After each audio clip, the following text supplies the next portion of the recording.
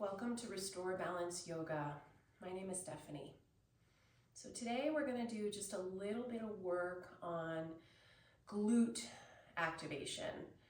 So these little muscle activation exercises that we've been practicing are extremely important in retraining the neuromuscular connection so that the brain can talk to the muscles and tell them what to do, so that your body can be prepped for whatever movement is that you're going to go do throughout your day.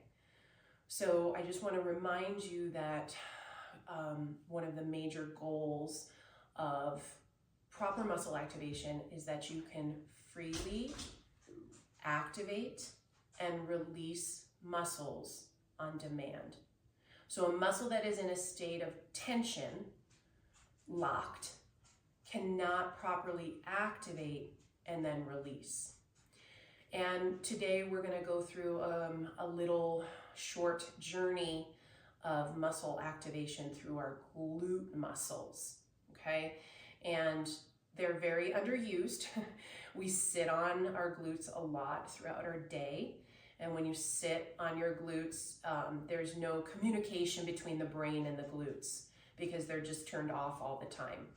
And then we might get up from a seated 8-day at the computer work like this and expect to be able to go on a run or go ski or snowshoeing or any of the number of activities we ask our bodies to do without prepping them for movement.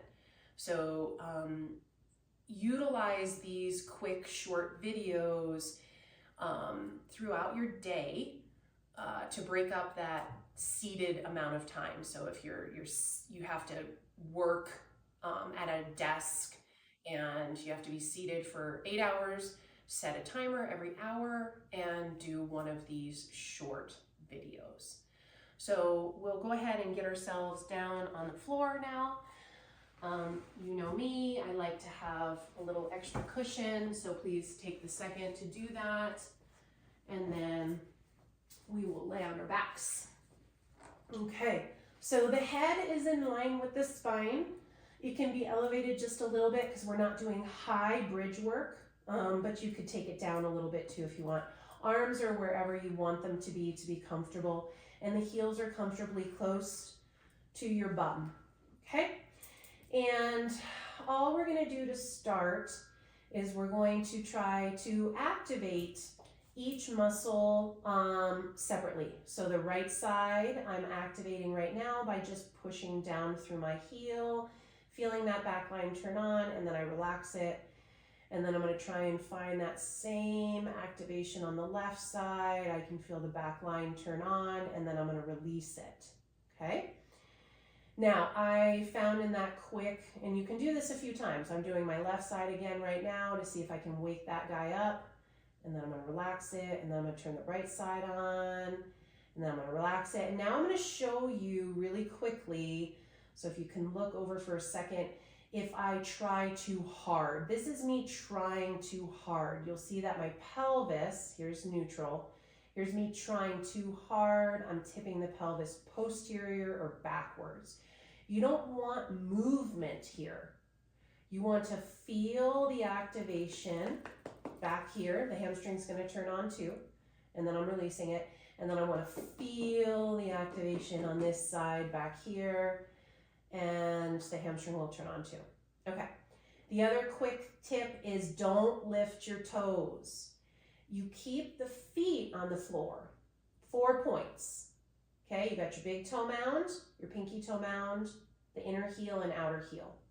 And when you keep that inner edge on the floor, instead of rolling, your knees stay where they need to be. If you have a hard time with that, put a block right here in between the upper inner knees so that you can remind yourself to stay connected through the inner edges of the feet. Once you get good at it, take the block out so you use the feet more. Okay, so what we're going to do is we're going to go ahead and turn the glutes on. Once they're active and equal, we're lifting the hips up, trying to keep the glutes working harder than any other muscle group. So yes, I definitely feel a little bit of quad here, but the glutes are working real hard for me. And then I'm going to use the glute activation to lower down. And once I'm all the way down, I want to feel them let go. And what you don't want is the knees to flop apart. Okay? Take a breath, check in, notice. Good. Now, we're going to slowly activate the glutes. I like to activate my weaker side, left side first, then the right side turns on to match that. Then I'm using the glute activation to lift the hips up. I want to feel my heels drilling down into the earth to keep my glutes turned on and working the hardest. The toes are not lifting, I'm breathing. The effort is still at less than 10%, using the activation to lower down, and then I'm relaxing. I can feel the glute muscles let go. Then I'm going to activate, whether you activate both at the same time or the weaker side first is up to you. Sorry. Dismiss, dismiss. Okay, so activate the glutes. Use the glute activation once it's equal to lift. Trying to go slow. So a lot of times people bypass this subtle work because they're just in a rush. And they're in a rush because they don't know how to work at a subtle level. So that's our practice, working subtly. Lowering down with the activation and then feeling it let go. Taking a breath, checking in, noticing, okay? So then we're gonna turn the glutes on. Once they're equal, we're using the glute activation to lift the hips slowly. When you're doing this work and you shake, it's the brain reconnecting with that part of your body.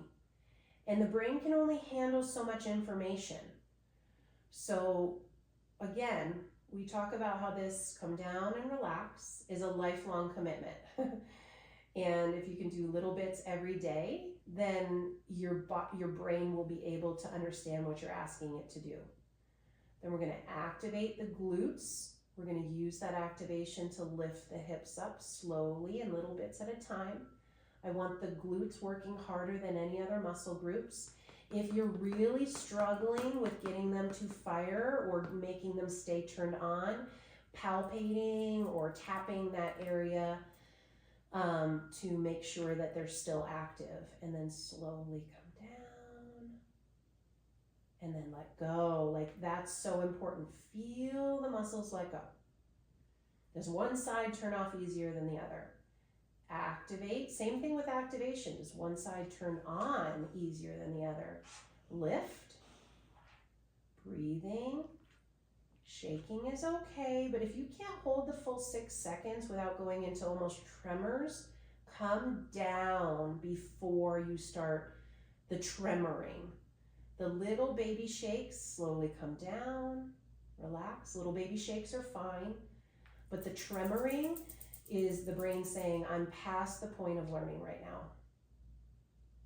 Okay, so we're going to activate slowly, pushing down through the heels, keep the toes there, just more effort through the heels, make sure both sides are working equally. There's magnets on the inner knees or the big toe mound and pinky, inner heel to keep the knees from flopping apart. We're noticing how this feels, checking in. Good. And we're using that muscle activation to come down. And then we're relaxing the activation. Now, we're going to, this is not about yanking. So yes, we just did some extension through the low back. We don't need to bring in a ton of flexion into the low back.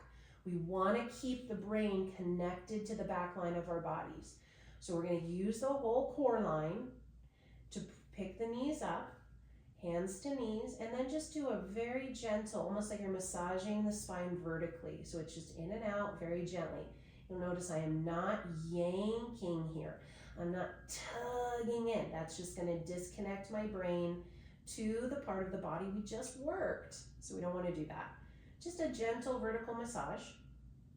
Okay, maybe 6 times, 5 or 6 times. And then I love these knees apart sacrum circles. So again, This is like a massage for my lumbar spine and my SI joints.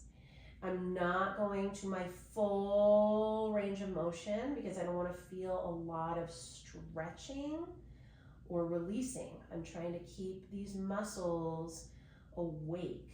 So just a few in one direction, and then the same number as you switch direction. And then now my core is super stable. I set one foot down, then the other foot. Then we're gonna roll to our side. Okay, one of the ways I love to get up after that is to come to tabletop to standing knees. Just stepping one foot forward, turning the back toes under, stepping the other foot forward.